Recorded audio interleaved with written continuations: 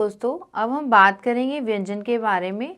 व्यंजन का विभाजन 3 भागों में होता है। प्रथम तो होता है वर्ग। वर्ग का विभाजन 5 भागों में होता है। फिर होते हैं ऊष्म व्यंजन और उसके बाद होते हैं अंतःस्थ व्यंजन। सबसे पहले हम वर्ग की बात करेंगे, जिसका विभाजन 5 भागों में है। क वर्ग, च वर्ग, ट वर्ग, त वर्ग और प वर्ग। सबसे पहले बात करते हैं हम क वर्ग की। क, जिसको इंग्लिश में लिखा जाता है के ए, क।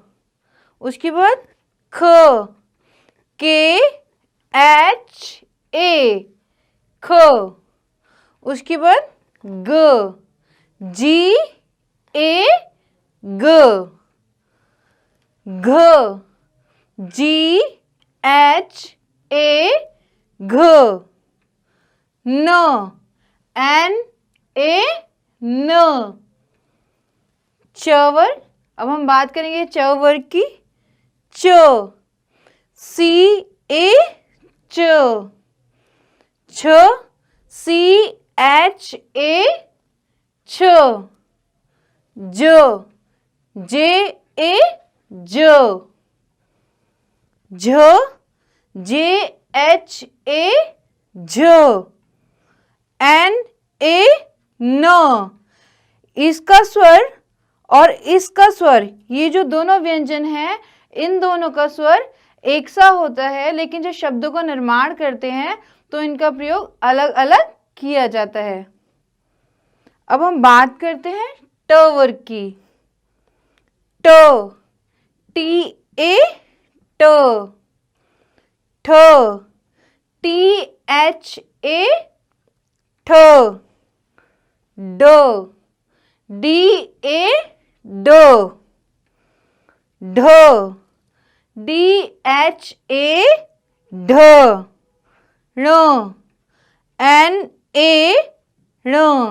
यहाँ पे पॉइंट लगा हुआ है एन के नीचे, तो इससे जो साउंड हो रहा है वो है ण। अब हम बात करेंगे त वर्ग की। तो, टी ए, तो। थ, टी एच ए, थ। The, D A, the. ध, डी एच ए, ध। न, एन ए, न। अब हम बात करेंगे प वर्ग के बारे में। प, पी ए, प। फ, पी एच ए, फ।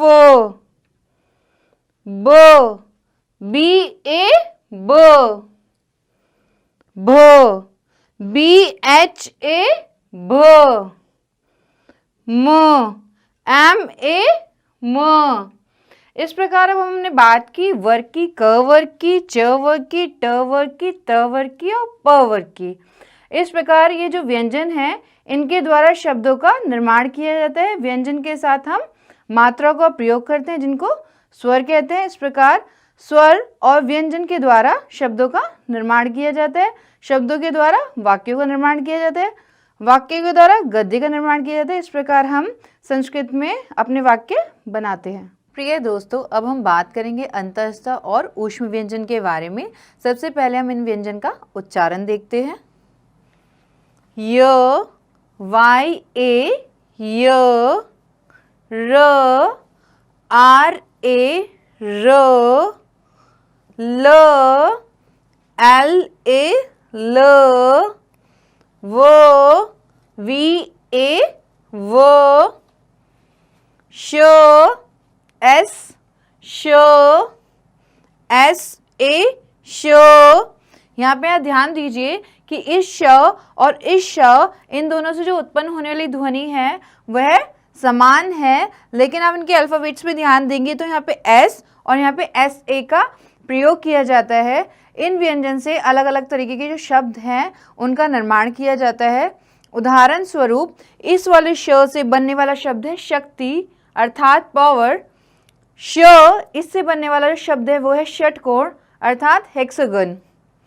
स, एस ए, स। ह, एच ए ह, ल, एल ए ल। इस प्रकार हमने अंतःस्थ व्यंजन और ऊष्म व्यंजन के बारे में पढ़ा। हम व्यंजन और स्वर के माध्यम से शब्दों का निर्माण कर सकते हैं और शब्दों के द्वारा हम वाक्य का